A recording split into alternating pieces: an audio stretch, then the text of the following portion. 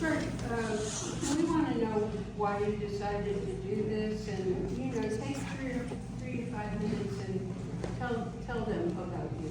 I'm a Coral Gables resident my entire life since 1962. Lived in the same area for 62 years. Grew up at the youth center pretty much. Went to Coral Gables Elementary a few years, Gables High. My dad passed away when I was 10, so my mom worked 7 days a week, got a real estate license. And the coaches and the parents at the youth center, a lot of families you probably know from many years, they became my surrogate support family. That's when I first encountered what Coral Gables is really about. It's about community. It's about being there for each other. Today we had an item in David Hartnett, of the Hartnett family that had going back, 100 years. We grew up at the youth center together, and it was wonderful to see him. And that's what it's about. I ran the first time as a commissioner in 2021. Well, put it this way, for many years I always observed local government. In fact, I found a videotape of me in 1994 speaking before the city commission. I didn't have white hair, I had more hair. But, and it was about the youth center changes that were gonna make the youth center, and I found the tape, which is amazing to see oneself younger doing what you're doing today.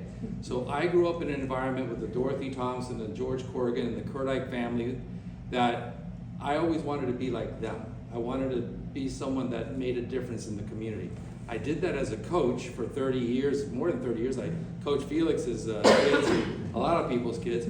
Those kids are now 51 years old, 50 years old.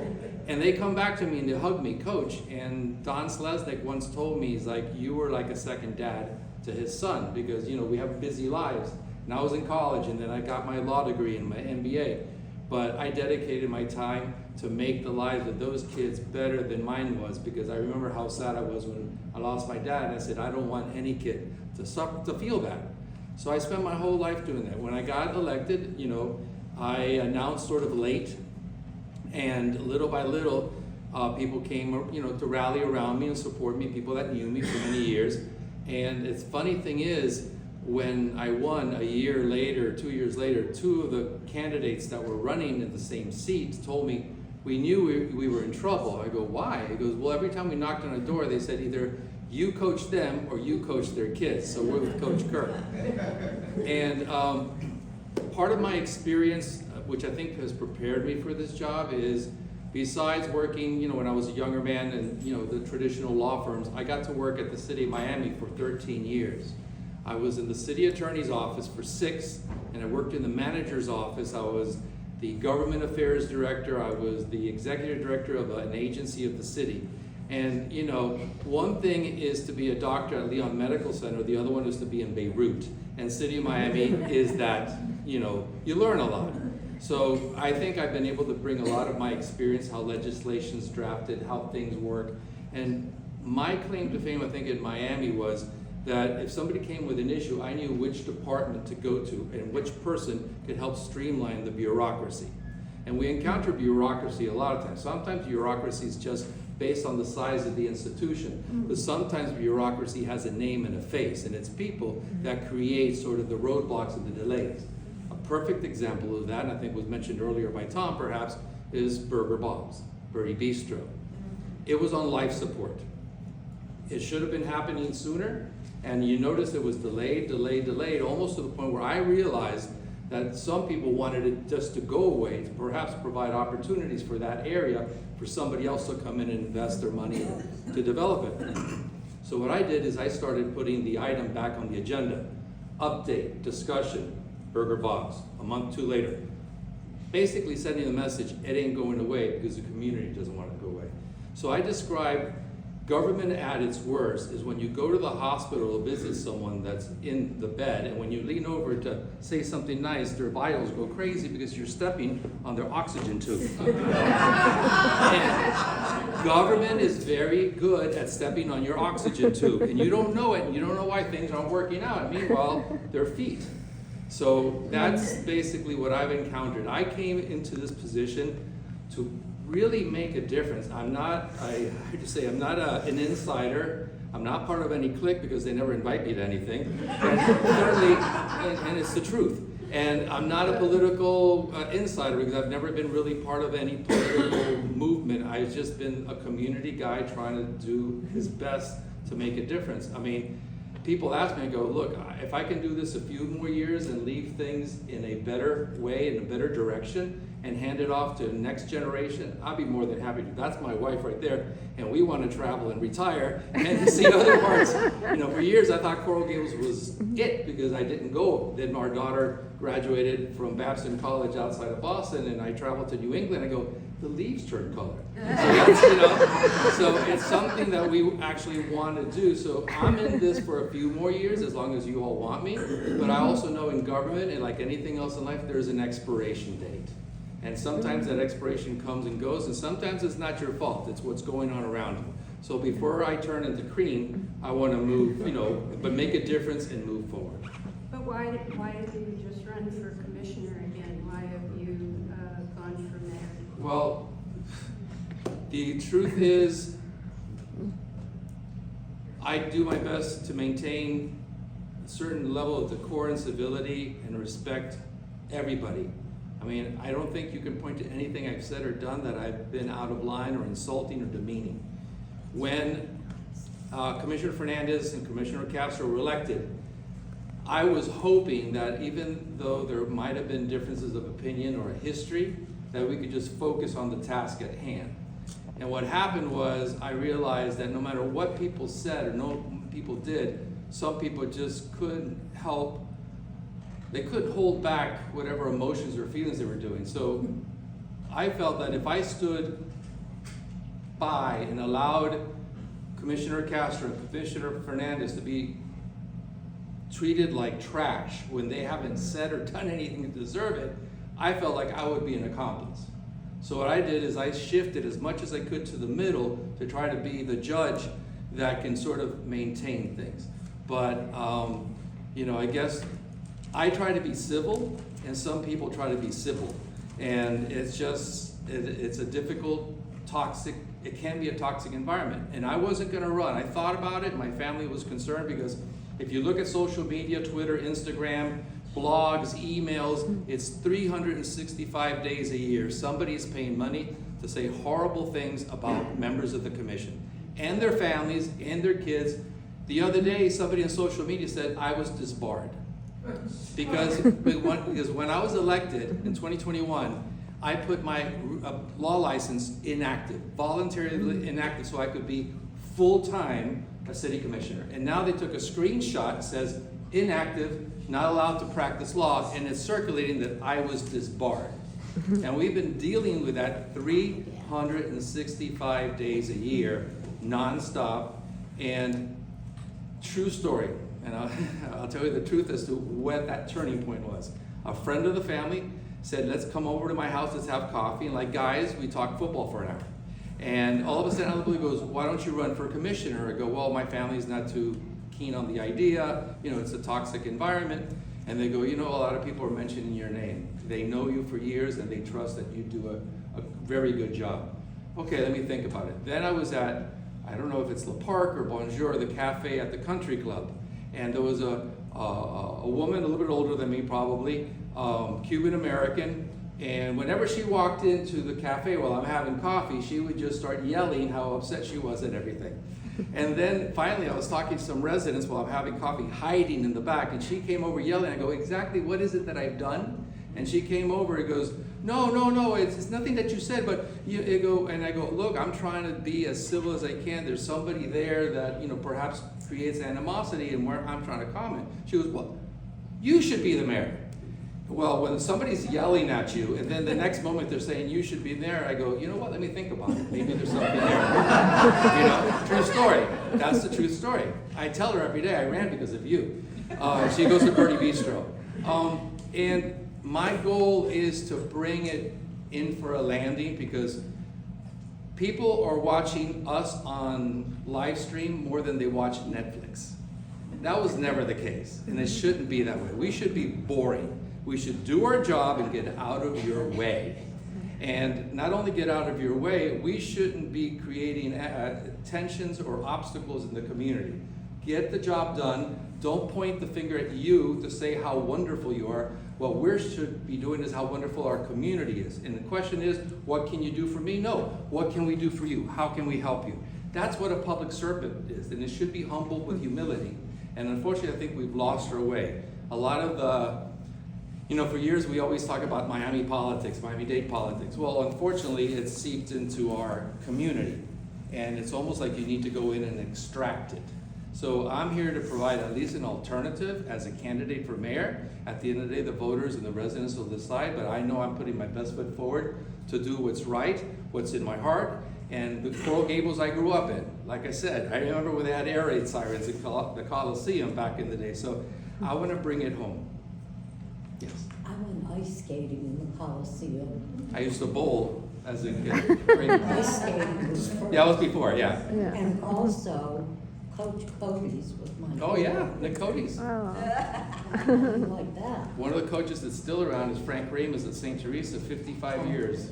And he had the brawly fingers, he still has a mustache. So, to go back to your question, how are you going to stop the toxic environment? I mean, should be happening, how are you going to do it? Well, by winning. That's a good answer. By winning, I'll be the mayor.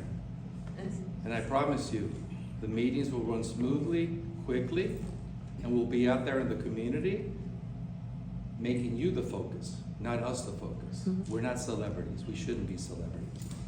That's the answer. And I've had great experience working with the vice mayor and with Melissa, the whole group. We've had moments. By the way, I asked the city clerk today, could you send me how many times we have voted unanimously, 5-0 on items? 91% of the time. 91% of the time we have voted unanimously on items on the agenda. But sometimes folks, to create the illusion that we're divided, say, oh, we're divided, it's a 3-2, it's a 2-3-2. 91% of the time, and if you want, just ask the city clerk for that information. It was 90.6, I rounded up. There's a lot of smoke and mirrors going out that's sort of, how can I describe it? Back in the day, if you looked at the National Enquirer, Elvis kidnapped by aliens, if you saw that headline enough, you go, there's something to it. I haven't seen Elvis in a while. And they just bombard you enough where you start saying, you know what, there might be some truth to it because, look, for example, Coral Gables First, you see that is run by the PAC money of another elected official. It's a pretty name. I could have one like Holding Hands in Coral Gables, but there's money, there's politics behind the messaging. And sometimes it's heartbreaking because I know a lot of you for many years and you have concerns and questions and it's fabricated by folks that perhaps I think don't always have the city in the first, put it that way, residents first. So, we've been asking everybody, do you think that we should go on having our elections, our Coral Gables elections in April, or should we move them to coincide with the general elections? Well, since we're in a church, I can confess. So, true story. Like Tom said, we've had the elections in April for 100 years. Nobody seemed to be complaining 5, 10. I think 10 years ago, the issue came up, and they had a charter review committee, just like we had, and Raul Valdez-Fali was the chair. And even he said, keep it the way it is. And why all of a sudden is it such an important thing to move it after 100 years? I'll tell you why. Because Melissa Castro and Ariel Fernandez won the election. That's why. And it ruffled feathers. Because some people put all their resources, all their reputation on the line for Alex Bucelo and Nevada Rango, who I've always gotten along with. And I even supported at that time. And it ruffled feathers so much that an idea came about. That if you move the election, and the idea was to lose years. So it's a 4-year term. By moving the election, Melissa Castro and Ariel Fernandez, instead of having 4 years in their first term, they get 3. It was a way to get them out sooner rather than later. And the idea of moving it to November, more people may vote, and like was said a little while ago, if we're the last thing on the ballot, you may not get to it. But what happens is radio, TV ads, all those things shoot up because the demand, presidential, gubernatorial, senatorial. So the one that has deep pockets can elevate their candidate at the level of the president and senator, and people go, oh, I remember that name, and I'll vote for them. But if you're somebody of the community, grassroots kind of candidate, you can't compete with those dollars. And those dollars come from PAC money. Money that obviously has vested interest in the community, but want to control who are the leaders of the city. And money shouldn't control who the leaders are. You should control who the leaders are. And that's the truth. And that's why I pushed it to the Charter Review Committee, because I figure we did that 10 years ago. Let's have Don Slesnik, we have Felix, we have quality, yeah, the number one here. We have a great group of people that understand and can go back and forth and debate the issues. But I moved it to the Charter Review, though, yeah, I would like more people to vote. But knowing what's really behind the push after 100 years, I said, you know, I'm not going there. So, Firefighters. yes, I've been paying attention. I don't even have to ask. Yeah, firefighters and police, cost of livings and union contracts. We need more police, we need more firefighters, we have to pay them better, we have to compete with cities and counties. It's like, if anybody watches college sports, players can transfer from one school to the other, and basically whichever school offers them the most, that's where they're gonna go. And that's what it is right now with firefighters and police. Ed Hudak said, the one segment of police are interested in a pension or retirement. Others, the younger ones, just want the pay up front.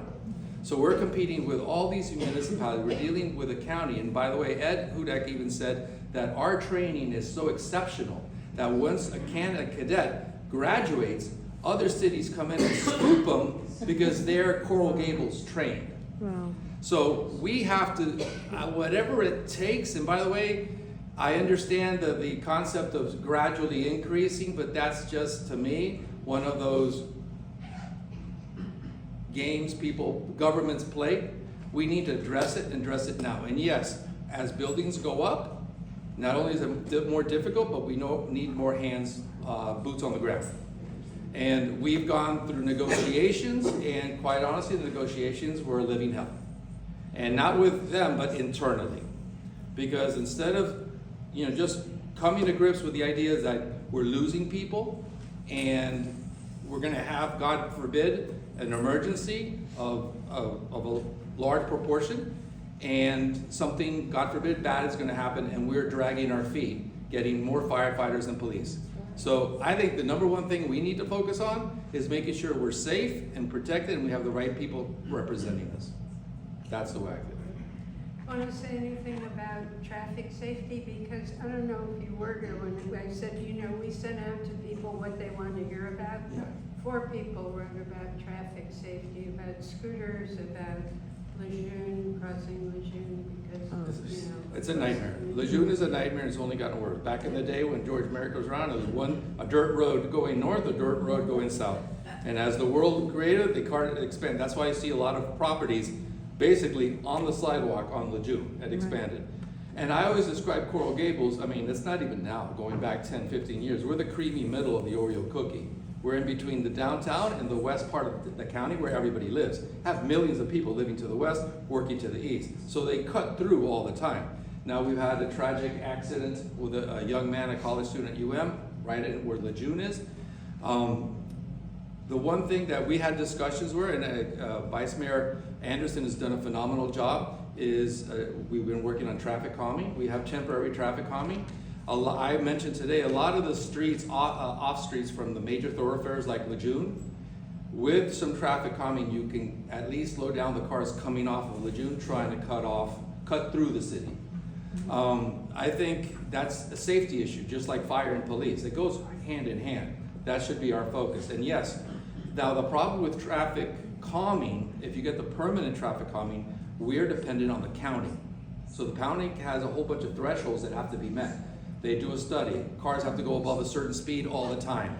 You need a certain volume for the county then to sign off to get a permanent, so that's why there's been a little bit of frustration. We're dependent on the county, and if we do it on our own, the county basically cuts the legs out from under us in terms of traffic coming. So there's that symbiotic relationship. But the temporary traffic calming or speed tables that we've put out have been very effective. Vice Mayor today was commenting that residents have had a great reaction to it.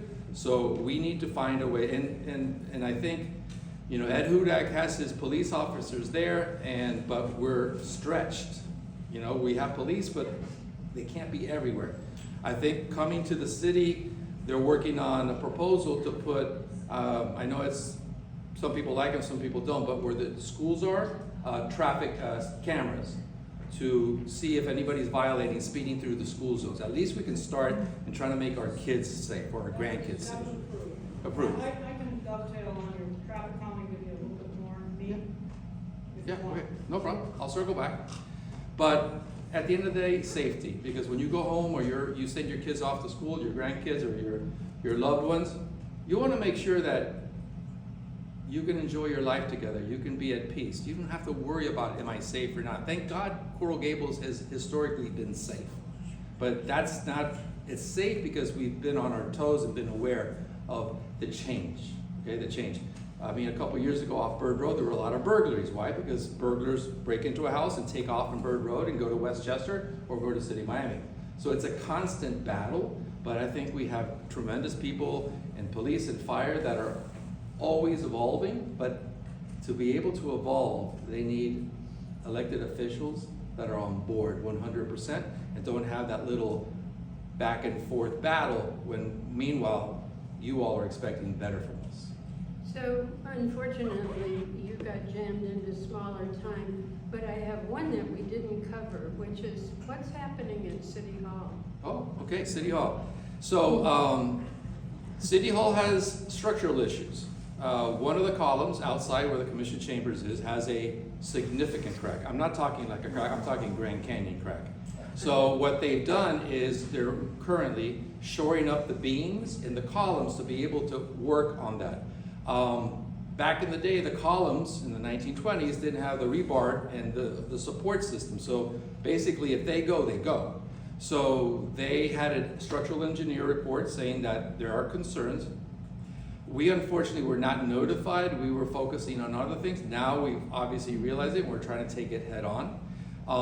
Once they fix that column, repair it, they're gonna go inside the building and see what else they can find. Because if the building's 100 years old and you already have a major crack in the column, you're gonna find something else, like going to your doctor, you know, he does blood tests. You know, okay, you don't have diabetes, but you may be dropping dead tomorrow. So you wanna go make sure, and the thing is, the debate, oh, we should stay at City Hall, it's safe. I tell all the elected officials, if you wanna be in City Hall, more power to you, but I'm not gonna impose on a secretary, a janitor, or whatever you wanna call it, that they have to be in a building they feel it's unsafe or lose their job. Nobody should be in a situation that they have to pick between providing for their family and perhaps their safety. So if elected officials want to go to City Hall, great. But unfortunately, one problem is City Hall, to do the entire City Hall is gonna cost perhaps more than $20 million. That's why I had proposed, and the city's looking into it, finding a funding mechanism that doesn't impact the taxpayers, that would be able to, see, this is the way projects work. If you have, the city has 5 projects, right? Usually, what happens is the first project gets funded over a 3-year cycle, 3 or 4 year cycle. Once that's funded, then you go to the next one, 3-year cycle. By the time you get to the 5th one, 15, 20 years have gone by, and then you have to go back. So the idea that we're looking into is finding a funding mechanism that would provide all the funding for City Hall all at once, Venetian pool, and guess what everybody wants other than safety? Sidewalks repaired and no potholes in the streets.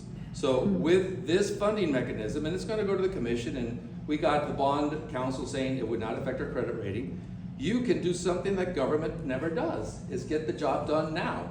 And you can get City Hall repaired, you can have sidewalks fixed and the streets repaired, and Venetian Pool, which is one of our historic landmarks. So we're working on that. But City Hall has issues, oh, by the way, they found rat infestation. So our assistants were told they didn't have to be at City Hall. What? In my office. in your office, rats. I'm sure the rats, once they started looking to what's going on in the building, they found rats. So, I hope I You need to answered. get some cats. We have a cat, but Doesn't he work. doesn't deal with rats.